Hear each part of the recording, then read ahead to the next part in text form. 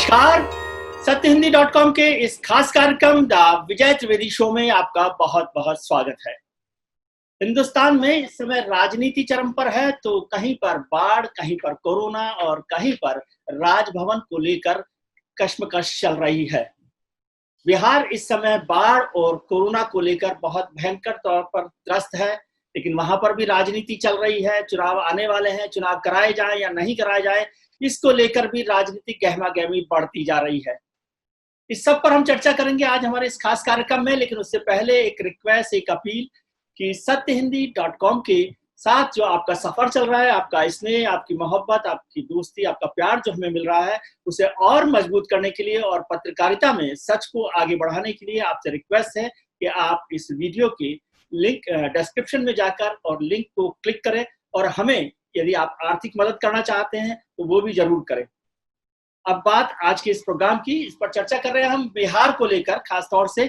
और बिहार के लिए खास जानकार हमारे साथ, हमारे दो वरिष्ठ सहयोगी शैलेश जी जुड़े हुए हैं और शीतल पी सिंह हमारे साथ जुड़े हुए हैं। सर, आपका बहुत बहुत स्वागत है दोनों का। सर, 2015 के चुनाव में मैं बिहार गया था, तो वहां पर सब जगह नारा चल रहा था, नीतीश कुमार है, बिहार में बहार है। लेकिन अब लग रहा है कि नीतीश कुमार है और बिहार में बाढ़ है और नीतीश कुमार जी गायब हैं। तेजस्वी यादव ने कहा है कि 130 दिन से मुख्यमंत्री नीतीश कुमार घर के भीतर हैं, अब तो बाहर आ जाइए। पूरा उत्तर बिहार जो है वो बाढ़ से पीड़ित है। 10 जिलों में करीब करीब बाढ़ आई हुई है। दरभंगा, सुपौल, समस्तीपुर, भागलपुर, पटना, पश्चिमी चंपारण, ऐसे सभी जिले हैं जहां पर बाढ़ का प्रकोप दिखाई दे रहा है। कोरोना से हालत खराब है, लग रहा है कि कोरोना पर कोई कंट्रोल नहीं है और उसके बावजूद चर्चा हो रही है कि नवंबर में जो चुनाव होने चाहिए वो वक्त पर चुनाव हो जाए। शैलेश जी, सबसे पहले आपसे जानना चाहता हूं मैं कि क्या बिहार में अभी सरकार चल रही है? दरअसल जो खबरें आ रही हैं बहुत डिस्टर्ब करने वाली हैं और सबसे पहले बाढ़ से भी ज्यादा मैं जिक्र करना चाहूंगा कोरोना का। 3 महीने का टाइम मिला, अप्रैल से लेकर के, अगर 25 मार्च को छोड़ दें तो अप्रैल से लेकर के अप्रैल, मई, जून निकल गया, जुलाई का के भी आधे महीने निकल गए, तो मतलब करीब करीब 4 महीने का मौका मिला। ऐसा नहीं लग रहा है कि बिहार में कोरोना से बचाव के लिए कोई उपाय किया गया। स्थिति ये है कि पटना शहर में लोग इस हॉस्पिटल से उस हॉस्पिटल में भाग रहे हैं और सरकार जो है विज्ञापन दे रही है कि सब इंतजाम कर दिए गए हैं, पर वास्तव में इंतजाम नहीं है। मामूली दवाएं, कल मेरी एक डॉक्टर से बात हो रही थी, वो कह रहे थे कि अगर आपको पैरासीटामोल खरीदना है वो भी ब्लैक में खरीदना पड़ रहा है। तो ये बहुत ही दुर्भाग्य की स्थिति है और जो पेशेंट्स हैं उनको हॉस्पिटल में एडमिट नहीं किया जा रहा है क्योंकि उनके यहाँ जगह नहीं है, फुल है हॉस्पिटल। प्राइवेट हॉस्पिटल को बहुत देर से बिहार सरकार ने अनुमति दी, बहुत कुछ थोड़े से हॉस्पिटल चल रहे हैं और वहां भी एक डॉक्टर ने मुझे बताया कि 40-40 लाख का पैकेज 5 दिन के लिए, 6 दिन के लिए मांग रहे हैं। नतीजा यह है कि लोग प्राइवेट में नहीं जा सकते, उसमें भी जगह नहीं है। और उसके अलावा जो स्थिति है, कई चैनल्स पर भी वीडियो देखा मैंने, उसके अलावा जो पर्सनल वीडियो बना करके लोग भेज रहे हैं। शमशान घाटों के बारे में एक सज्जन ने एक वीडियो भेजा जिसमें कि लकड़ी की कमी के कारण पेट्रोल जला करके और बॉडी को जला दिया गया, पेट्रोल डाल करके बॉडी को जला दिया गया। तो ये जो भयानक स्थिति है, अगर 4 महीनों के बाद, करीब करीब 4 महीनों के बाद ये स्थिति है, तो निश्चित तौर पर ये माना जाएगा कि सरकार ने पर्याप्त इंतजाम नहीं किया। पर्याप्त इंतजाम नहीं किए। शीतल जी, नीतीश कुमार जी को देश भर में बड़े पत्रकार जो है, आप जैसे लोग, उन्हें सुशासन बाबू कहते हैं और 15 साल से वो मुख्यमंत्री हैं। कोई कम समय नहीं है। 2005 से तो लगातार है, वैसे 2000 में भी बने थे, तमाम कोशिशों के बावजूद वो बन गए लेकिन नहीं रह पाए, लेकिन 2005 से लगातार वो मुख्यमंत्री हैं। 15 साल से बिहार के मुख्यमंत्री हैं और आजकल तो वहां पर डबल इंजन की सरकार भी चल रही है। तो ये डबल इंजन की सरकार और सुशासन बाबू के मुख्यमंत्री, उसके बाद ये हाल है, क्या हो रहा है? बिहार में एक 15 साल पहले जो सरकार थी उसे कुशासन बोला जाता था, जंगल राज बोला जाता था और जो मन में बहुत सारे उसके विशेषण थे जो उस पर उस समय लागू होते थे। उसके विकल्प के तौर पर नीतीश जी आए तो इनको सुशासन बाबू कहा गया कि इन्होंने चीजों को पटरी पे लाने की कोशिश की। एक्चुअली प्रशासन ही कोलैप्स उत्तर भारत के राज्यों में हुआ पड़ा है, ये अकेले एक राज्य की बात नहीं है। लेकिन बिहार में चूंकि उसके जो तमाम सूचकांक है उनमें वो बहुत नीचे है, इसलिए उस पर ज्यादा नजर इस तरह की पड़ती है और उसको उस तरह से खारिज भी किया जाता है। नहीं, लेकिन तो उस लिहाज ये तो रोजमर्रा की चीजें हैं, बाढ़ और कोरोना, ये सब केवल मैं इंडेक्स की बात नहीं कर रहा कि ह्यूमन इंडेक्स पर या हेल्थ इंडेक्स पर हम चर्चा कर रहे हैं, वो तो अलग मुद्दा है। नहीं, मैं बाढ़ पे आता हूँ। बाढ़ देखिए, वहां की एक प्राकृतिक स्थिति ऐसी है कि बाढ़ वहां आएगी ही आएगी। सवाल यह है कि बाढ़ का इंतजाम आप कभी करेंगे या नहीं करेंगे, या हमेशा ऐसे इंतजाम करेंगे जो हर बरसात में धराशायी हो जाते हैं और हर बरसात में लोग प्रकृति से अपने भरोसे होते हैं, ऊंची जो सड़कें वड़के राष्ट्रीय राजमार्ग वगैरह होते हैं उन पे जाके किसी तरह शरण लेते हैं, या जो प्राकृतिक ऊंचाइयां हैं उनमें जाके किसी तरह से जान बचाते हैं। एक बहुत बड़े इलाके में जलमग्न हो जाता है सब कुछ, फसलें चौपट हो जाती हैं, पशु खतरे में पड़ जाते हैं, मनुष्य खतरे में पड़ जाते हैं। ये एक रेगुलर विडंबना है। ऐसी प्राकृतिक स्थितियां दुनिया में विकसित देशों में भी बहुत जगह है। बहुत जगह ऐसे देश हैं जो समुद्र के तल से नीचे और समुद्र के किनारे हैं, लेकिन उन्होंने उसके लिए एक इंतजाम कर लिया है और उस परिस्थिति में रहने लायक एक अनुकूलता बना ली है। बिहार वगैरह में हर चीज भगवान भरोसे है। ये बहुत ही दुर्भाग्यपूर्ण है। और सरकार दर सरकार चीजें, चाहे डबल इंजन चाहे ट्रिपल इंजन या जो भी इंजन लगा ले, वो सारे इंजन वहां फेल मिलते हैं हर सीजन में। हर बार यही होता है। वहां प्राकृतिक आपदा विभाग जो है उसके लिए बहुत बड़ी चुनौती होती है। वो कुछ इंप्रूवमेंट के आंकड़े निकालता है बस साल भर में, और ये बता देता है पिछली बार इतने जानवर मरे थे, इस बार इससे 10 कम मरे, गिनती आपको बता देगा। ऐसे कुछ आदमी के बारे में बता देगा, ऐसे कुछ फसलों के आंकड़े बता देगा, लेकिन स्थितियां लगभग जैसी थी वैसी ही हैं। प्राकृतिक तौर पर और जो विकृत हो सकती हैं वो हो रही हैं, जैसे आबादी के बढ़ने से या जमीन के लगातार होने वाले कटाव वगैरह से। आपने बचाव किया नीतीश कुमार जी का कि वहां का बिहार की हालत हमेशा ही खराब रही है, तो 15 साल में भी यदि कोई चीफ मिनिस्टर नहीं सुधार सकता तो पूरा नाम करने पट्टा लिखवा दे बिहार का नीतीश कुमार जी के नाम। नहीं, मैं उनका बचाव क्या करूंगा, वो बचाव का ऐसा कोई काम उन्होंने नहीं किया है। लेकिन वो एक्चुअली इन सब चीजों पर तो एक बहुत सारी चीजें मिलके ही कोई काम कर सकती हैं। वो सारी चीजें होते हुए जो डबल इंजन आपने कहा है, लेकिन उनका कोई टारगेट नहीं। उनका टारगेट इस समय चुनाव लड़ना है। इसी कोरोना के हाल में किसी तरह से चुनाव हो जाए, और चूंकि परिस्थितियां जो भी इस समय डबल इंजन वहां है उसके अनुकूल है तमाम दूसरे कारणों से, तो वो जल्दी से उसको भुना लेना चाहते हैं। बाकी बाढ़ आ रही है, कोरोना में अभी शैलेश जी ने बताया क्या हाल है, ये सब है और ये रहेगा, और इसके बावजूद वो लोग वोट की फसल काट लेंगे। यही रहेगा। शैलेश जी, मैंने सुना कि नीतीश कुमार जी आपके बहुत अच्छे मित्र हैं, खासतौर से विचारधारा को लेकर भी, कि समाजवादी विचारधारा को लेकर, और अब फिर चुनाव आ रहे हैं। शीतल जी कह रहे हैं पिछली बार जब चुनाव हुए थे 2015 के, तो मुझे फिर याद आता है कि पटना के फ्लाईओवर पर एक तरफ नीतीश कुमार के होर्डिंग्स लगे होते थे, दूसरी तरफ नरेंद्र मोदी के, यानी वो खिलाफ नरेंद्र मोदी वर्सेस नीतीश कुमार इलेक्शन था। लेकिन 2017 आते आते वो समीकरण बदल गए और समाजवादी जो है वो नीतीश कुमार की जो बहार थी लालू यादव और कांग्रेस के महागठबंधन के साथ, वो भारतीय जनता पार्टी के साथ मिल गई, बिना चुनाव लड़े। लेकिन बोले नहीं कोई समाजवादी कि ये विचारधारा जो है कैसे मेल खा गई। दरअसल ये विचारधारा की बात नहीं है। उसके पहले 2014 से पहले भी नीतीश जी जो है वो बीजेपी के साथ थे।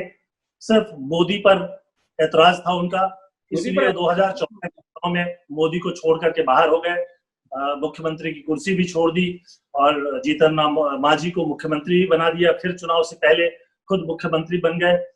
15 में एक नया समीकरण उन्होंने बनाया और वो समीकरण बहुत अच्छा काम कर रहा था, जिसमें उन्होंने जो लालू यादव की पार्टी है उसके साथ समझौता किया।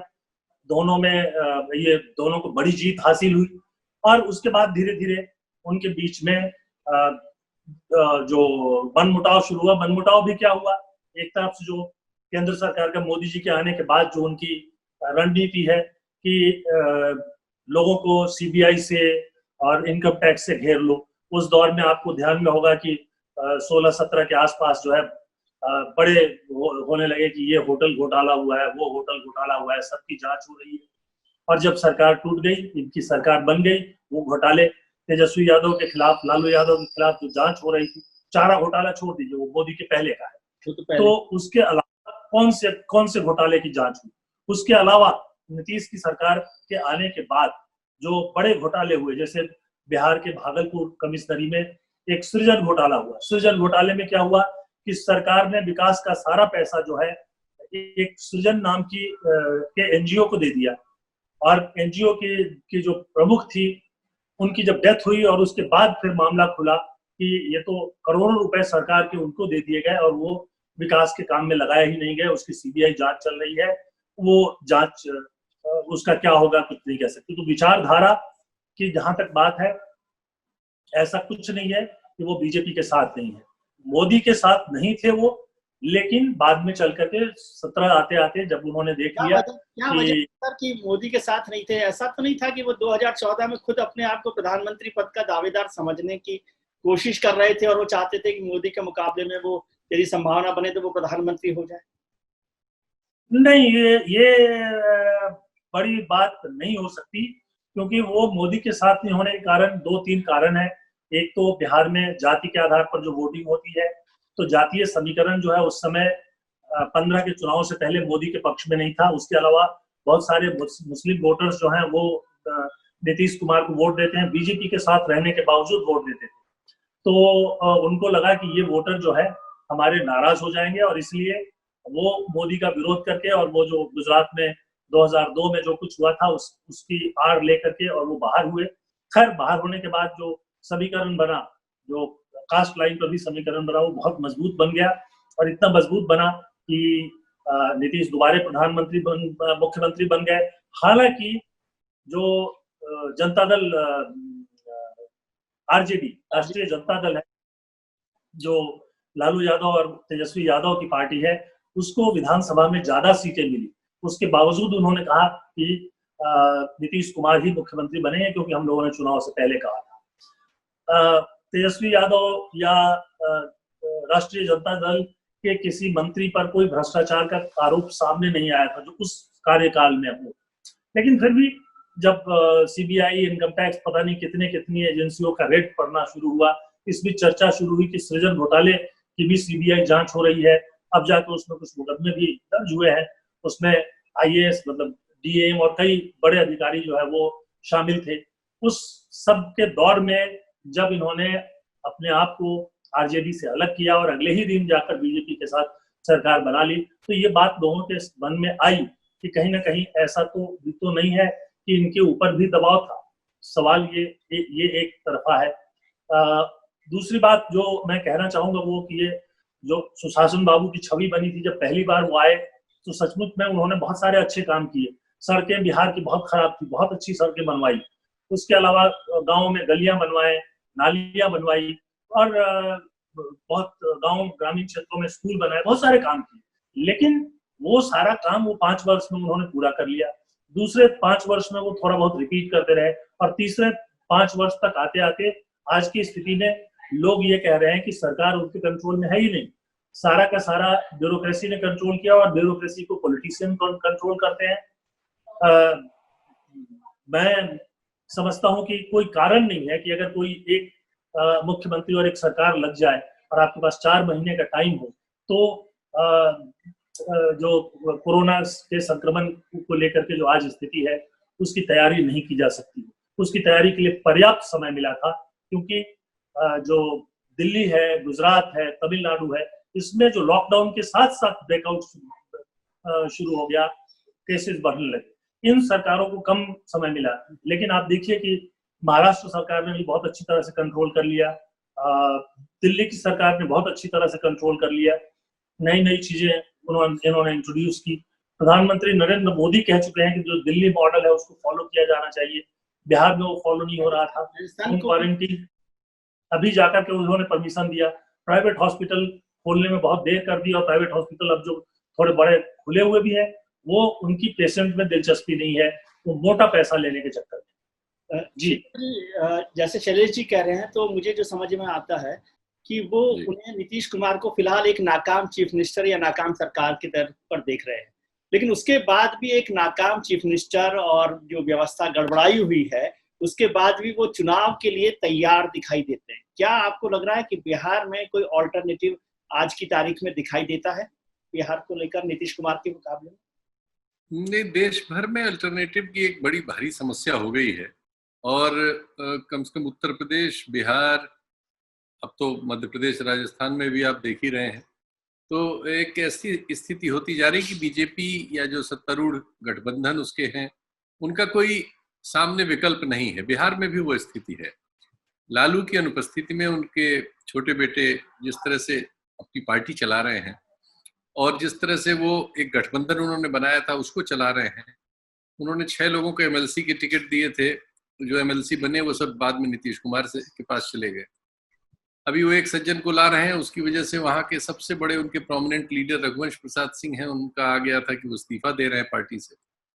तो कुल मिला के वो पार्टी भी इस हालत में नहीं नजर आ रही है, या उसका गठबंधन नहीं नजर आ रहा है कि वो किसी किस्म का मुकाबला कर पाएंगे इतनी ताकतवर और समर्थ संगठन का और सत्ता का जो दिल्ली में और पटना में विद्यमान है, और जिसके पास चुनाव जीतने का एक बहुत बड़ा रिकॉर्ड है।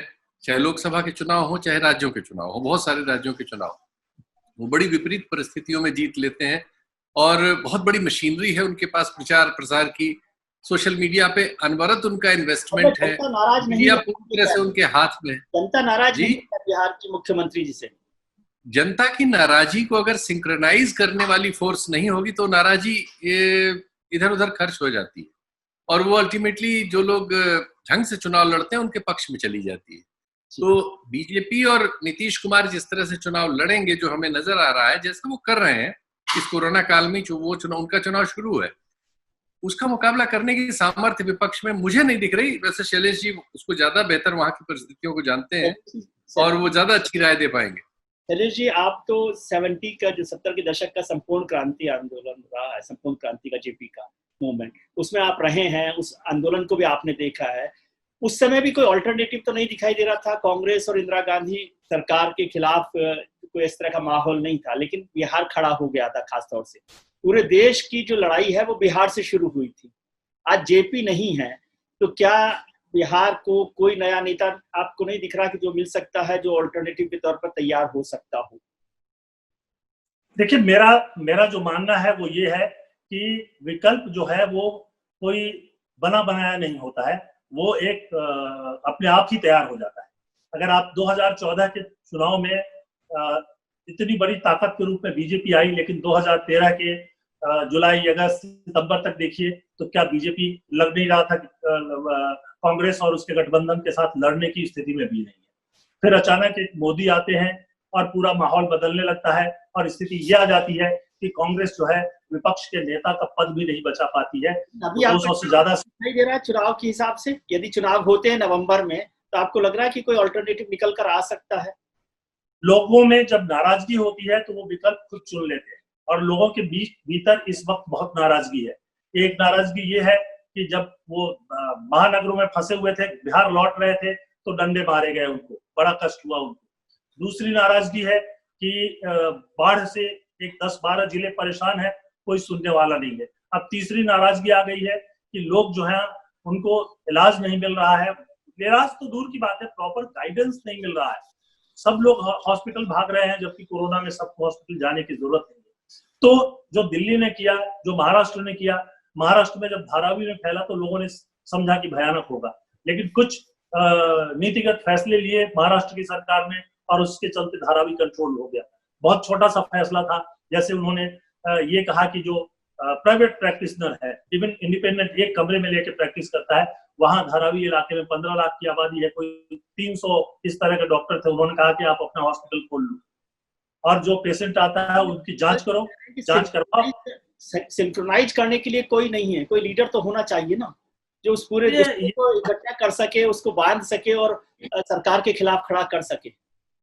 ये जो है 1974 की तरह के कर्पूरी ठाकुर और रामानंद तिवारी और जयप्रकाश नारायण और एक दिग्गजों की जो टोली थी विपक्ष की, वो आपको नहीं मिल सकती। लेकिन तेजस्वी यादव अपनी तरह से काम कर रहे हैं। तेजस्वी यादव ने 2019 के चुनाव में उनको बहुत बड़ी पराजय मिली। वो ठीक है, बालाकोट ने एक माहौल बदल दिया था, लेकिन उन्होंने जो कॉम्बिनेशन बनाया था वो कॉम्बिनेशन बहुत कमजोर नहीं था, और उस कॉम्बिनेशन तो अच्छी स्थिति हो सकती थी। अब वो तो पूरे देश में एक ऐसी हवा चली बालाकोट के नाम पर कि सब कुछ धुआं हो गया। तो इसलिए मैं जो भी विपक्ष है उसको कमजोर नहीं मानता। उस विपक्ष में जातीय समीकरण भी है, उस विपक्ष में वहां के लोगों की जो उम्मीदें हैं वो भी है। और रही बात ईमानदारी और बेईमानी की, तो तेजस्वी यादव ने एज सच कोई बेईमानी की हो इसका कोई रिकॉर्ड नहीं है, कोई एक बात भी नहीं आई है। उनके ऊपर जो आरोप है वो भी उनके पिता के ऊपर, लालू यादव के ऊपर। तो एक उनको आप जो है कोई दागदार छवि का नहीं कह सकते। जो होटल का डील हुआ था उनके पिता ने किया था, उन्होंने, तेजस्वी यादव ने नहीं किया। उस समय वो नाबालिग थे। सत्ता में आने के बाद, उप मुख्यमंत्री बनने के बाद उन्होंने कोई गड़बड़ किया हो इस बात का सबूत आज तक नहीं मिला या उसको कहा भी नहीं गया है। तो कुल मिलाकर के एक अपनी तरफ से वो काम कर रहे हैं। रही बात कि वो बड़े नेता नहीं दिखाई देते हैं, लंबा टाइम लगता है। वो आ गए थे चुनाव के तुरंत बाद, लालू जी चले गए और उनको नेतृत्व मिल गया, तो वो धीरे धीरे ये लोग जो है वो समझ रहे हैं। तो कुल मिलाकर के एक तरफ से अगर देखें तो बिहार में जो काम करता है जातीय समीकरण, वो जितने राज्यों को मैं जानता हूं उसमें सबसे ज्यादा बिहार में काम करता है। तो अभी जो है वो तेजस्वी के समर्थन में हो सकता है। शीतल जी, तेजस्वी जो है जी, एक बड़ी चुनौती बन सकते हैं। जी। शीतल जी, शैलेश जी ने बहुत अच्छे से बात समझाई है। एक बात और फिर मैं 2015 पे जाता हूं कि उस समय सबसे ज्यादा सीटें तेजस्वी यादव की पार्टी या लालू यादव की पार्टी को मिली थी, 80 सीटें, और नीतीश कुमार को 71 सीटें मिली थी, वो दूसरे नंबर पर थी। तो वो सीटें तो कम से कम नहीं होंगी।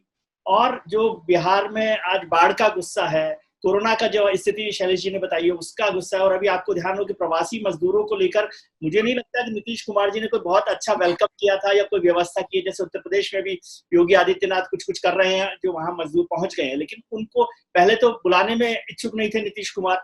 उसके बाद जो वहां पर आए उनका भी कोई इंतजाम नहीं किया गया। तो क्या ये सब गुस्सा मिलकर भी और उनकी 80 सीटें एक तेजस्वी यादव को एक ऑल्टरनेटिव के तौर पे खड़ा कर सकती हैं, और जातीय समीकरण खासतौर से ये बात कर रहे हैं? देखिए, जो शैलेश जी कह रहे हैं, मैं फिर पिछली बार की तरह कहूंगा कि मैं उसको प्रेफरेंस दूंगा, लेकिन जो तर्क मैं देखता हूं वो इस तरह से कि एक आज के चुनाव जो अब होते चले जा रहे हैं लगातार, उसमें बहुत सारी चीजों की बड़ी भूमिका बड़ी हो गई है, मनुष्य से बड़ी हो गई है। उसमें प्रचार की भूमिका बहुत बड़ी है, उसमें आप चुनाव संचालन किस तरह से करते हैं इसकी बहुत बड़ी भूमिका हो गई है, और आपके पास कैसी सामर्थ्य है, प्रशासन वगैरह का भी आप कितना दुरुपयोग कर सकते हैं, जातियों वगैरह में कैसे आप विघटन डाल सकते हैं, और ये कॉम्बिनेशन नजर तो आता है, लेकिन इसको जमीन पे उतारना, वोट डलवाने तक ले जाना, उसमें एक मशीन लगती है। वो मशीन बीजेपी के पास इस समय देश में सबसे शक्तिशाली है, और वो उसमें बहुत सारी चीजों में कानून कायदे और न्याय वगैरह का कोई इशू नहीं रखते, और चुनाव जीतना उनके लिए लक्ष्य होता है, और बहुत सारी एजेंसीज को भी इन्वॉल्व करते हैं। अब इस सब से निपटने की सक्षम स्थिति मुझे तेजस्वी के नेतृत्व में नहीं दिखती। यहाँ से मैं गलत हो सकता हूं, मैं इसलिए बार बार कह रहा हूं। शैलेश जी वहां के लिए ज्यादा बेहतर प्रतिनिधि हैं उस आवाज के। मैं उन तखमीनों पे जा रहा हूं जो मैंने दूसरे राज्यों के चुनावों से और जगहों से अनुभव किया है। और नीतीश कुमार जी का कॉम्बिनेशन को देखें तो क्या बीजेपी आज महाराष्ट्र जैसी रिस्क लेने की हिम्मत कर सकती है? जो पिछली बार के चुनाव में हुआ था कि वो शिवसेना को उन्होंने पीछे छोड़ दिया और बीजेपी नंबर 1 पार्टी बनकर अपने देवेंद्र फडणवीस के नेतृत्व में चुनाव लड़ा और सरकार बनाई। क्या बीजेपी नीतीश कुमार को पीछे करके जा सकती है या बीजेपी नीतीश कुमार के सहारे ही चुनाव लड़ेगी? नहीं, ये रिस्क तो नहीं लेंगे, इसको बार बार वो साफ कर। अच्छा, शैलेश जी से पूछा था, सॉरी। बोले शैलेश जी बोले। नहीं, मेरा जो मानना है कि बीजेपी की महत्वाकांक्षा तो है, लेकिन अगर आप देखें तो बीजेपी जो है वहां पर उसको जो जनाधार होना चाहिए वो जनाधार मिला नहीं। आज भी बीजेपी जो है एलीट की पार्टी बिहार में बनी हुई है। बिहार का जो दलित है, जो पिछड़ा है, वो जो है वो नाम मात्र के लिए ही बीजेपी में है। अपर कास्ट जरूर है और अपर कास्ट का डोमिनेंस है, उनके पास सत्ता, सारी चीजें, बहुत सारी चीजें उनके पास है और उसको वो कर लेते हैं। लेकिन मुझे नहीं लगता है कि सिर्फ जो तंत्र है उसी के बूते पे चुनाव लड़ा जाता है। 1977 में जब जनता पार्टी चुनाव लड़ रही थी और बहुमत लेकर आई थी तो कोई तंत्र नहीं था, और मैं बिहार के भागलपुर में था उस समय, उस शहर को, वहां से उस कंस्टिट्यूंसी से रामजी सिंह नाम के एक गांधीवादी को टिकट दे दिया गया, जिनके पास ऑफिस खोलने के लिए भी पैसा नहीं था। लोगों ने पैसे जुटाए, लोगों ने उनका ऑफिस खोला, लोगों ने उनका प्रचार किया और बहुत भारी बहुमत से उनको जिता दिया। तो जब लोग तय करते हैं और लोग जब ये तय करते हैं कि व्यवस्था बदली जानी चाहिए, तो वो बदल देते हैं। सारा प्रचार, सारा तंत्र, सब कुछ धरा का धरा रह जाता है। सवाल है कि और हर लोगों ने तय किया है, अभी आपको लग रहा है कि तय कर लिया, आप उस लफ्ज को पहचानते हैं? मैं जहां तक मैं देख रहा हूं कि जो मोहभंग था दो स्तरों पर, एक तो जो नरेंद्र मोदी से प्रधानमंत्री के तौर पर उम्मीद थी, उसका मोहभंग बहुत तेजी से हुआ है। लोगों को लग रहा है कि ये जितनी बातें करते हैं उसके मुकाबले काम बहुत कम होता है। अब बिहार में आजकल वो पैसे वैसे कुछ ज्यादा ही भेजे जा रहे हैं, वो 2-2 हजार रुपए जो भेजे जा रहे हैं, कुछ लोग उससे प्रभावित हो जाएंगे, वोट भी दे सकते हैं। लेकिन कुल मिलाकर के जो आदमी, आप सोचिए कि कोई अभी तक जो मोटा मोटी आंकड़ा है, कोई 40 लाख लोग जो है ये कोरोना के बाद, मार्च के बाद जो है, अप्रैल ऑनवर्ड्स जो है बिहार में लौट गए हैं। कोई काम उनके पास नहीं है, कोई गांव में काम नहीं है। बिहार में खेती पहले से ही चौपट है और बिहार में जो सरप्लस, मार्केटेबल सरप्लस जिसको कहते हैं, यानी बेचने के लायक अनाज पैदा करने वाले किसान बहुत ही कम है। वो हरियाणा नहीं है, वो पंजाब नहीं है, वो पश्चिमी उत्तर प्रदेश भी नहीं है। बहुत ज्यादा से ज्यादा तो आप कह सकते हैं पूर्वी उत्तर प्रदेश है, जहाँ मार्केटेबल, बेचने के लायक अनाज नहीं होता है। वो बस उपजाते हैं, खाते हैं, किसी तरह से जी लेते हैं। तो कुल मिलाकर के नाराजगी जो है वो चरम पर है। उसके बाद एक सरकार की मौजूदगी दिखाई देनी चाहिए जब इतना बड़ा संक्रमण है। इतने बड़े संक्रमण में भी मुझे एक डॉक्टर ने बताया कि एक भारतीय कंपनी एक एंटीवायरस दवा बनाती है, जो बहुत दिनों से, कोई 20-21 साल से भारत में बन रहा है, भारत उसका एक्सपोर्टर भी है, वो भी बिहार में उपलब्ध नहीं है। और उन्होंने बताया कि एक बड़े प्रभावशाली आदमी को जरूरत थी, तो उस कंपनी के सीईओ को फोन कराया गया और फिर सीईओ के कहने पे वो थोड़ी सी दवा उनको उपलब्ध हुई, नहीं तो वो सब ब्लैक में बिक रहा है। क्यों दवा उपलब्ध नहीं है? जो कोरोना है उसके इलाज के लिए कोई दवा ही नहीं चाहिए, ये पैरासिटामोल चाहिए। 97% लोग जो हैं, मैं इसको जरूर बोलना चाहूंगा विजय जी, मैं समझता हूं कि मैं थोड़ा ज्यादा टाइम ले रहा हूं, लेकिन बिहार के लोग देखेंगे तो उनको इस बात को समझना चाहिए कि 80% एसिम्प्टोमेटिक होते हैं, यानी उनको कोई लक्षण नहीं होगा, वो अपने आप ठीक हो जाएंगे। उसके बाद जो बच गए 20%, उसमें 15% ऐसे होते हैं जिनको माइल्ड होता है, उनको हॉस्पिटल जाने की जरूरत नहीं है, बल्कि मैं तो कहूंगा कि उनके लिए हॉस्पिटल जाना खतरनाक है। रह गए 5% में हॉस्पिटल में जाके जो इलाज करते हैं उनको आईसीयू में भी ले जाते हैं तो सिर्फ ऑक्सीजन तक की जरूरत होती है, और उसके बाद 3% की डेथ होती है। तो वो डेथ उनकी होती है जो कोमोर्बिड है, जिनको कोई और बीमारी है, उनको अगर हार्ट की बीमारी है, उसको अगर लंग्स की बीमारी है, उनको अगर वो बहुत ज्यादा मोटे हैं, उनको शुगर की बीमारी है, ये सब चीजें हैं।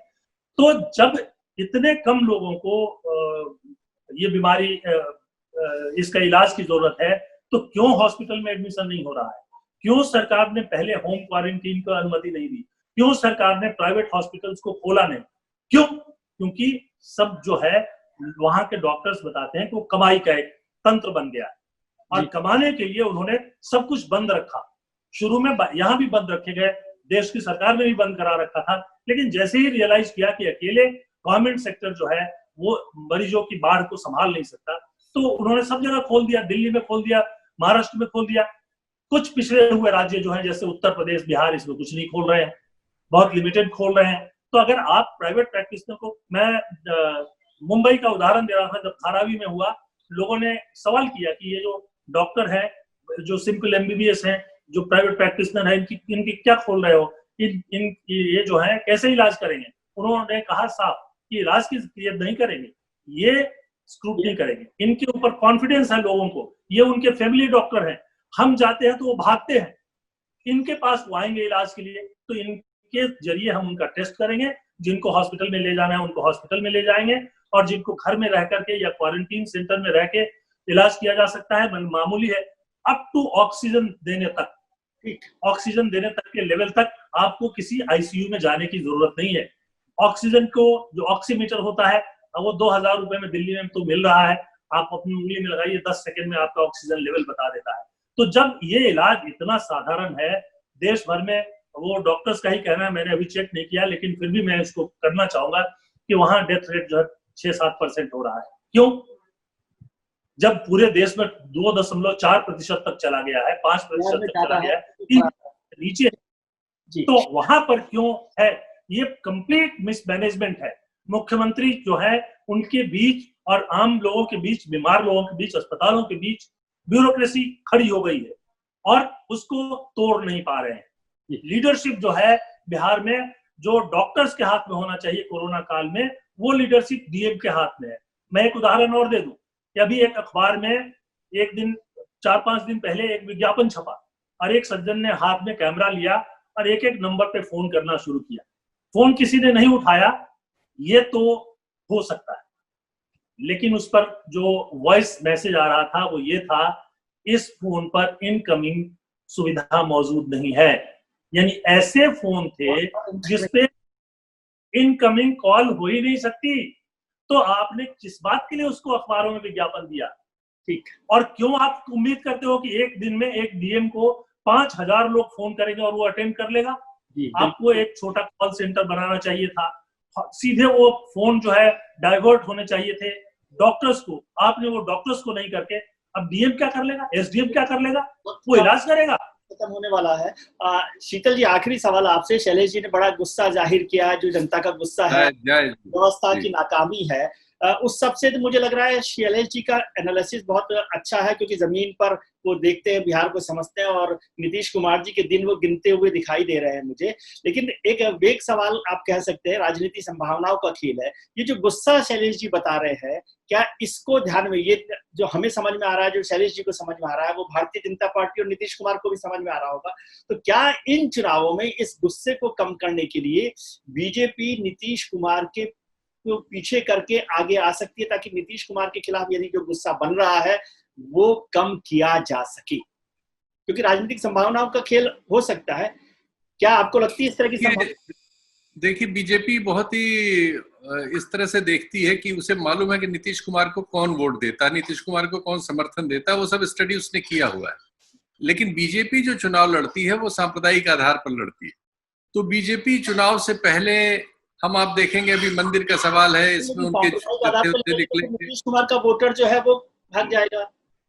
नहीं, नीतीश कुमार का वोटर एक ऐसा वोटर में तब्दील हो चुका है कि वो नीतीश कुमार के साथ रहता है, भले ही ये कितना सांप्रदायिक, उसमें मुसलमान जो हिस्सा है उस हिस्से में कुछ कमी आ जाती है, लेकिन वो सीट वाइज अपना लोकल देखता है कि लोकल वहां के एमएलए से उसके कितने काम निपट सकते हैं, वो एक ऐसा वोटर होता है।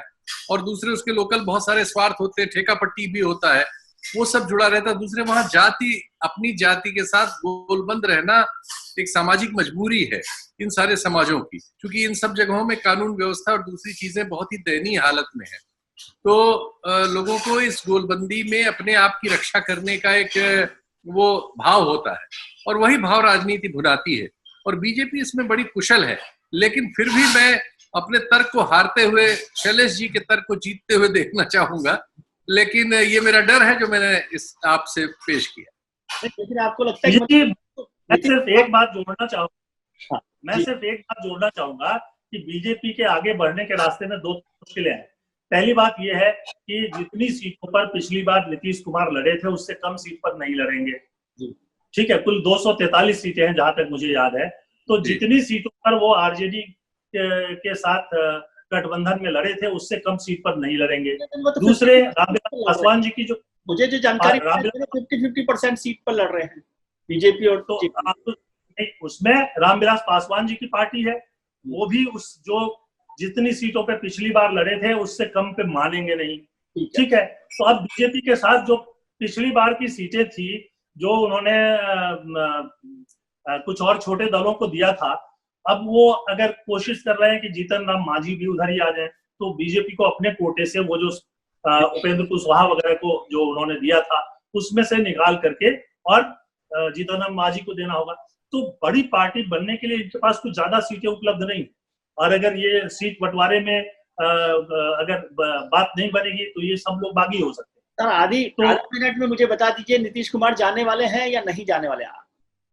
नहीं, मुझे एकदम से ये कहना मुश्किल है, लेकिन ये लोग चुनाव जल्दीबाजी में इसलिए कराना चाहते हैं कि विपक्ष को घूमने का और प्रचार करने का और गोलबंद करने का मौका नहीं मिले।